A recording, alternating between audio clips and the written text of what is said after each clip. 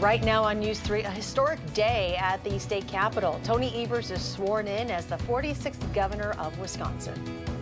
Drop that gun! But first, newly released video inside the workplace shooting in Middleton. We'll have an update from the district attorney and law enforcement straight ahead. This is News 3 at 6.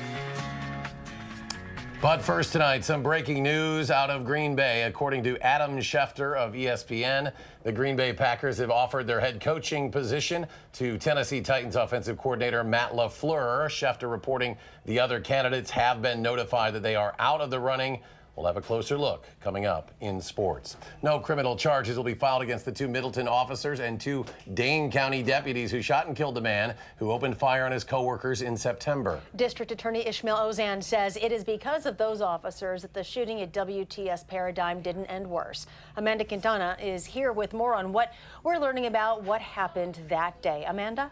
Yes, well, along with hearing the reason for the DOJ's decision, we're also learning more about how Anthony Tong got the weapon he used to shoot and injure 3 of his coworkers and why this has officials pushing for gun reform. Drop that gun! On September 19th, 2018, Middleton, Wisconsin, narrowly missed becoming yet another of America's mass killings when a gunman suddenly began firing on his coworkers. Almost 4 months later, Dane County District Attorney Ishmael Ozan saying without the 2 Middleton police officers and 2 Dane County Sheriff's deputies using deadly force that day against active shooter Anthony Tong, the shooting at WTS Paradigm would have probably ended with lives lost. Newly released footage showing Tong running through the software company with a gun before shooting and injuring 3 of his coworkers. We now know he built that gun without needing a background check. The bullets Mr. Tong fired came out of his gun, designed to work like a Glock, the same as they would have if this gun had been built at the Glock factory. But what we don't know, and might not ever know, is why he shot them. I can tell you they feel that it was random, that it was not directed towards them. It was not a specific beef that was going on within that company. Ozan saying when Tong didn't respond to verbal commands, he really gave responding officers no other option but to shoot back. It is for this reason that for years we have trained our police officers and our deputy sheriffs to work collaboratively and cooperatively. Despite a documented mental health hold for paranoid schizophrenia in South Dakota 14 years prior, if Tong chose to buy the gun, he probably could have, since South Dakota authorities did not report it to the national database. That widespread availability of a gun and parts to manufacture one is what these leaders want legislators to focus on. The responsibility rests with each of us to not allow it to occur again. Tong, who was actively engaged with providers here in Madison to address his mental illness, died from 1 shot to the chest, but there is no way to know which officer took that shot. Now, all 4 officers who shot at Tong have been reinstated after being put on paid administrative leave. Amanda Quintana reporting tonight. Amanda, thank you. Let's turn things over to weather now. Another unusual January day. Chief Meteorologist Gary Canalti on the backyard patio. Gary? Only 3 degrees from a record high temperature today with a high of 47 here in Madison. But temperatures are starting to fall a little bit, and they'll fall even more tomorrow. As we take a look at wind advisories that have been issued for tomorrow, they pretty much cover all of the areas south and west of southern Wisconsin, across much of the southwestern half of Minnesota, almost all of Iowa, and the northern portion of Illinois. The rain that we had earlier now has swept eastward into Michigan. The northern part of that system brought snow to northern Wisconsin, but here in southern Wisconsin, things are pretty quiet right now. The winds will lighten up for a time later on tonight. We could see some areas of fog.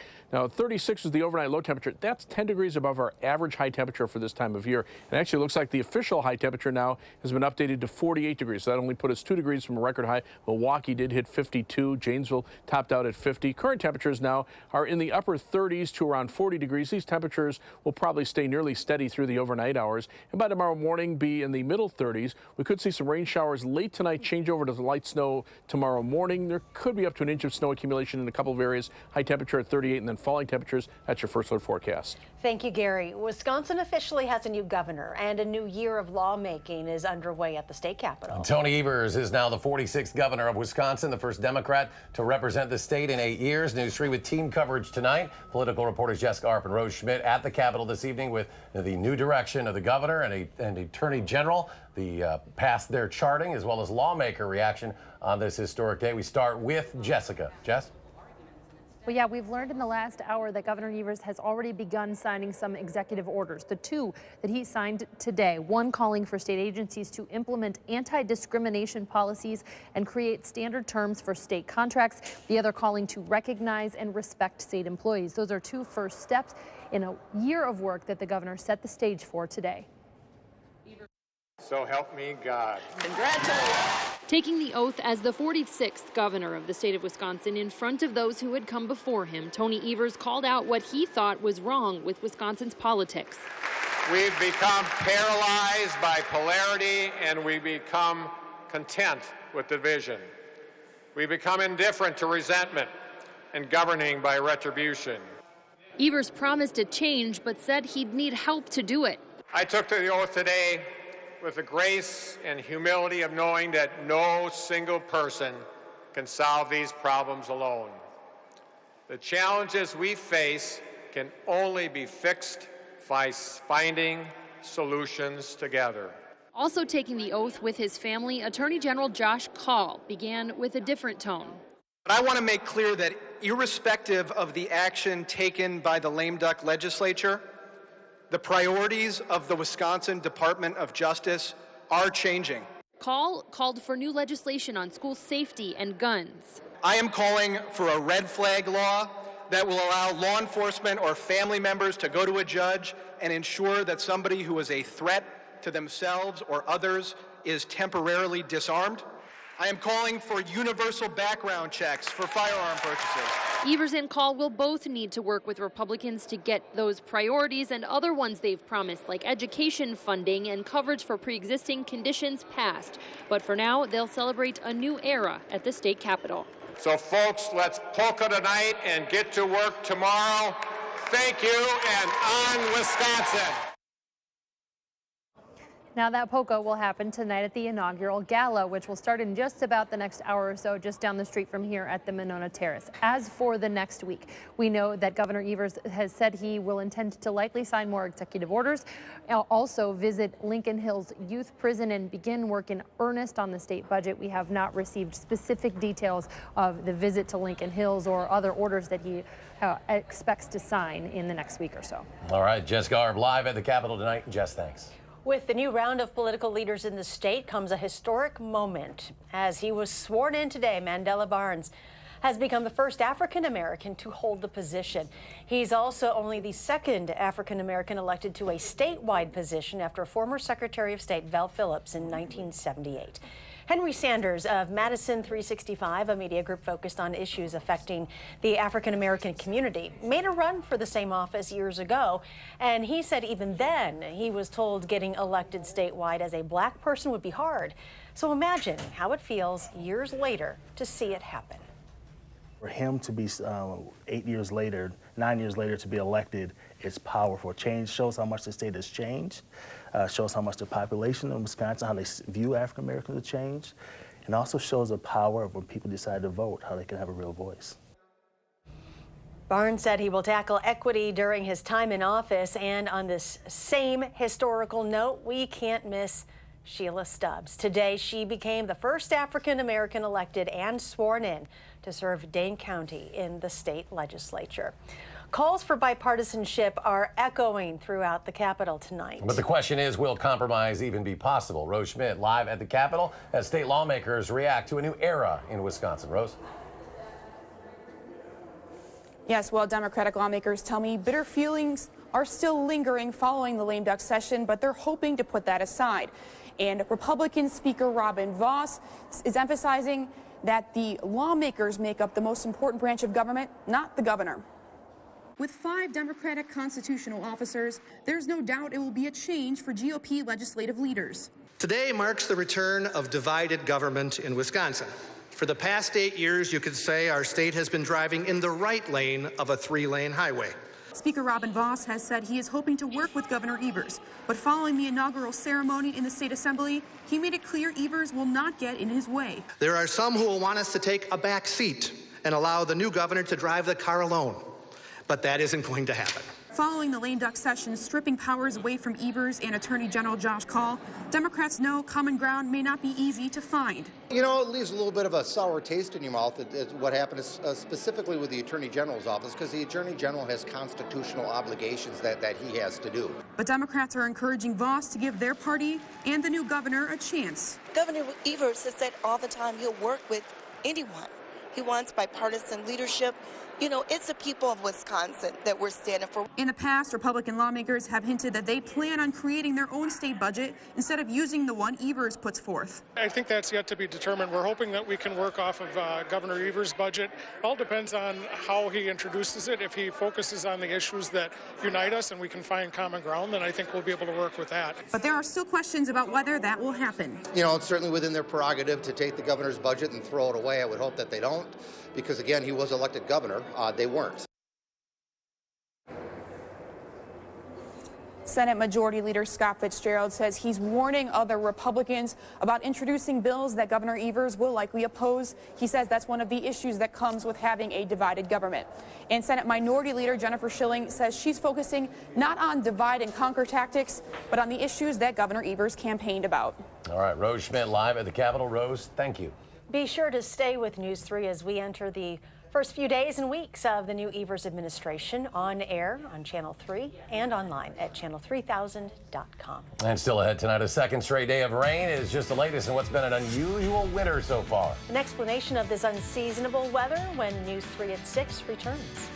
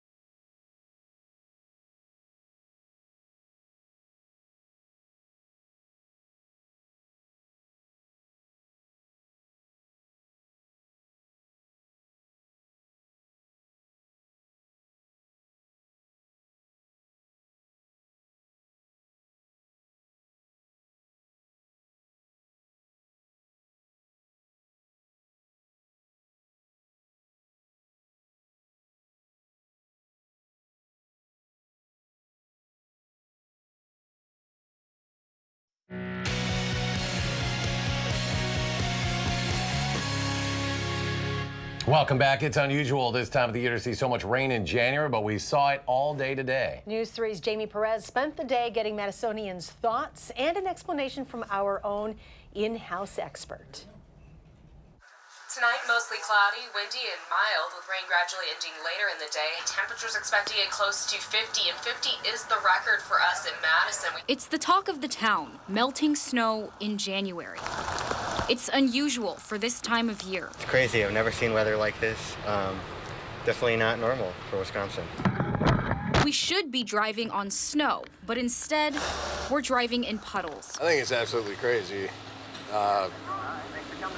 Global warming, maybe. We asked the experts. The easy answer is it probably is influenced somewhat, but to what extent we don't know. Warm winters are becoming more common. So from that aspect of it, we are probably seeing some effects of climate change and global warming. We're definitely in an El Nino weather pattern. Despite the warming trend, some risk takers, maybe adrenaline seekers, are braving the unusual elements to continue their favorite winter activities.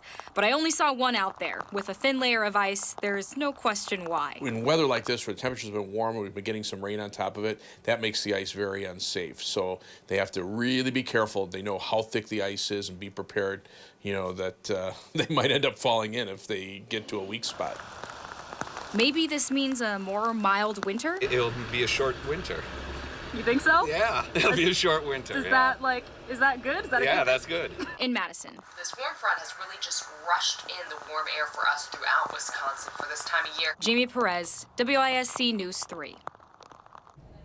At this time of year, we are supposed to have an average of 20 inches of snowfall totals, and right now we are at less than 10 inches. And there is more rain in the forecast. However, that could change over to snow tomorrow. We'll hear from Gary once again with your full forecast for the week ahead.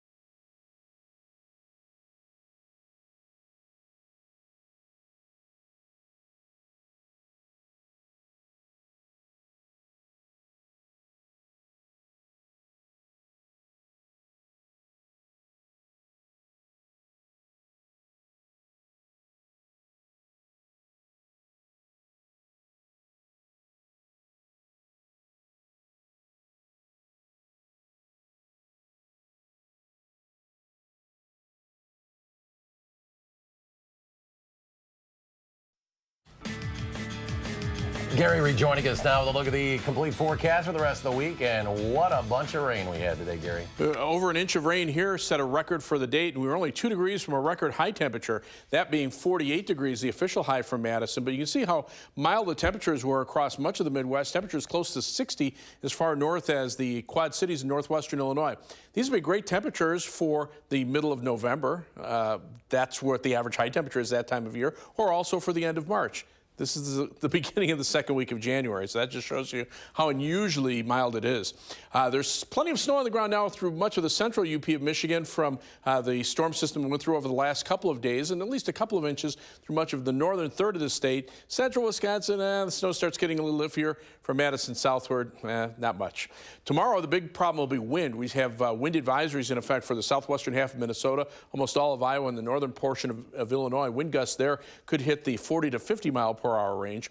The rain earlier has swept off to the east. We're waiting for the wintry back part of the storm, or at least part of it, to reach us sometime tomorrow morning. But right now, it's still a ways off to the west of us. So overnight, I'm thinking just some areas of fog, maybe a little bit of drizzle, and then those showers should reach us by morning. You can see a pretty healthy rain through much of southern Wisconsin, between a ½ inch and an inch of rain. These areas of lighter blue, the heavier amounts of rain, and officially Madison 1.10 inches. But over the next few days, it'll be mainly snow that we'll be talking about, at least tomorrow during the day. The high of 38 early with falling temperatures. Wednesday, we're not looking at any precipitation and even bright sunshine, but the high only reaching 22. And then those temperatures start heading right back up above normal. We'll look for some light snow chances from Friday afternoon into Saturday. Shouldn't amount to very much around here. Live view from the Edgewater Sky Cam in downtown Madison. Skies are mostly cloudy, but no rain right now. High today, as I mentioned, 48 degrees. There's the record high of 50 set back in 2008. Remember that was in the middle of our snowiest winter, and there were a couple of EF3 tornadoes in southeastern Wisconsin that afternoon. 29 below zero is how cold it can get for this time of year. Right now we're at 39 with cloudy skies. The air is calm, and the humidity is starting to climb. We'll probably see some patchy areas of fog before too long. But here are current temperatures, and you can see even out to the west, temperatures don't drop off dramatically, so we're going to see nearly steady temperatures overnight. Look for a low temperature of 36 by morning. Some drizzle and fog will start to develop, and then some rain showers toward morning. Tomorrow, that rain will change over to light snow. We could see some minor accumulations. High of 38 early, and then falling temperatures, those winds gusting to over 30 miles per hour here in Madison. Future track shows those temperatures dropping through the 30s overnight. And here come the rain and snow shower chances. They should move through pretty quickly, limiting any accumulation here. Then look for partly cloudy skies tomorrow night. That will allow temperatures to drop into the middle teens, and high temperatures on Wednesday getting up to around 20. Some cases might not even get out of the teens. 7 to 10 day forecast. Temperatures will start to slowly climb as we head through the weekend. Those high temperatures, lower 30s for Friday and Saturday with some light snow chances. Then close to 40 by Tuesday of next week before rain and snow shower chances arrive from Wednesday into Thursday. It looks like the Packers have their man, and it's a young man at that. And one of the greatest Badger football players ever is going to the College Football Hall of Fame. Story coming up in sports.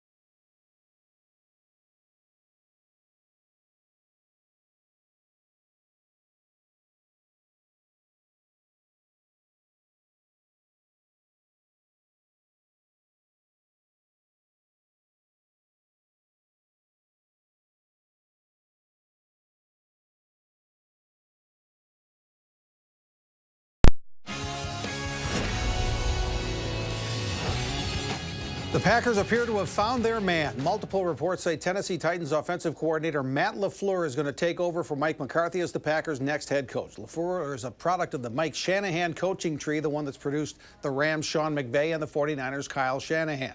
LaFleur is only 39 years old. He's been with Houston, Washington, Atlanta, the Rams, and now the Titans. LaFleur has worked closely with quarterbacks Kirk Cousins, Jared Goff, and Matt Ryan. When Joe Thomas retired from football a couple of years ago, you knew it was a matter of time before he got into every football Hall of Fame there is. Today, Thomas is elected to the College Football Hall of Fame. He played at Wisconsin from 2003 to 2006. He was unanimous All-American in 2006. He was the first Wisconsin Badger to win the Outland Trophy as the top lineman in the country. The other is Monona Grove's Gabe Carini. Thomas was the 11th Wisconsin Badger player to be selected for the College Football Hall of Fame. Ohio State quarterback Dwayne Haskins leaving school to enter the NFL draft. Haskins threw 50 touchdown passes this season. He was named the Big Ten's Offensive Player of the Year. He's expected to be a high first-round pick and probably the first quarterback taken in the next NFL draft. The National College Football Championship game is tonight. Alabama and Clemson meet in the playoffs for the 4th straight year. Alabama a 5-point favorite. Can Clemson somehow outsmart Nick Saban? Saban going for his 7th national championship, which would tie him with Alabama legend Bear Bryant for the most ever. Clemson head coach Dabo Swinney says going up against Saban is a big challenge. I mean, it's literally like competing against John Wooden. I mean, the guy's unbelievable. It's unbelievable what they've been able to do year in and year out, and you know, the dominance that they've had. So we're lucky that we've won one. You know, maybe we can find a way to win this one. Badger women's basketball team has a Monday night game at Iowa tonight. They'll tip at 7 o'clock. Meanwhile, the men's team plays Purdue at the Kohl Center Friday night at 8. The Badgers won at Penn State last night, 71-52. Ethan Happ got his usual 22 points, but got some help, like Charles Thomas getting 7 points in just 10 minutes. Greg Gard would like that all the time. The more help we can get around Ethan and Dimitri Trice, the better. And we've had different guys at different times, and I'm just happy for our guys because I know how much the last 2 games bothered them, and it's good for them to be able to come here on the road and get things done.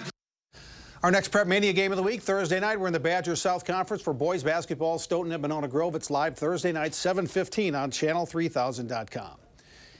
If you have a sympathetic bone in your body, even a Packer fan has to feel a little badly for Chicago Bears fans tonight. Of course, the Bears season ended in a loss to the Eagles at Soldier Field yesterday. Today, the NFL says the Eagles' Trayvon Hester actually got a hand on the Cody Parkey final field goal attempt, so technically it's a blocked kick. However you rule it, going off the upright and the crossbar hurts, especially if you're the kicker. You can't make this up. I mean, I feel terrible. Let the team down. That's on me. So I have to own it. I have to be a man, and you know, it's unfortunately that's the way it went. One of the worst feelings in the world to let your team down. So I feel terrible. Gary, you feel better was a blocked kick instead of a missed? Makes no difference. The poor guy's hit what, six uprights the whole season. That's hard to do. Yeah, I mean you can't do that. So, but unfortunately, it cost him the game at the end of the season. So. Thanks for joining us at 6. We'll see you back here at 10.